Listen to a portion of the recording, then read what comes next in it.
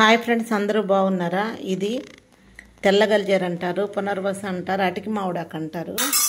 చూడండి ఎంత బాగుంది ఆకు. ఇది ఫుల్గా బాగా క్లీన్ చేసుకోవాలి, శుభ్రం చేసుకొని చిన్న చిన్న ముక్కలుగా తరిగి పెట్టుకోవాలి. దీనికి పెసరపప్పు నానబెట్టుకోవాలి. పోపు సామాన్లు ఎండుమిరపకాయలు, వెల్లుల్లిపాయలు, జీలకర్ర, కొంచెం పచ్చిశనగపప్పు, కొంచెం కరివేపాకు కూడా వేయాలి.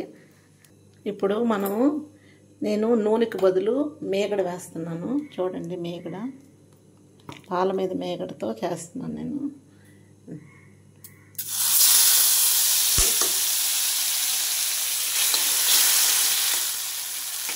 కళాయి కొద్దిగా బాగా వేడెక్కింది.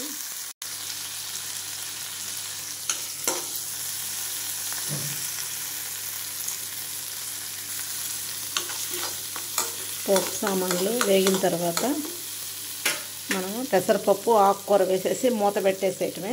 తర్వాత ఉప్పు, కొంచెం కొబ్బరి కారం చల్లేసుకోవటం. చాలా టేస్ట్గా ఉంటుంది ఈ ఆకుతో ఫ్రై అన్నమాట. తెల్లగల్జేరుతో మళ్ళీ మీకు పప్పు చేసి చూపిస్తాను, పుల్లకూర చేసి చూపిస్తాను. ఇప్పుడు తెల్లగల్జేరు ఆకు వేసేస్తాను.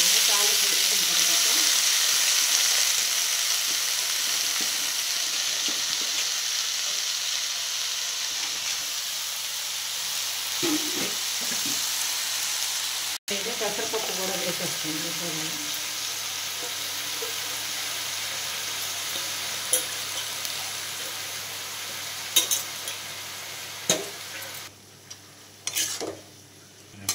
ఇప్పుడు పెసరపప్పు, ఆకుకూర రెండు మిక్స్ చేసి బాగా కలిపి మూత పెట్టేసేయటమే.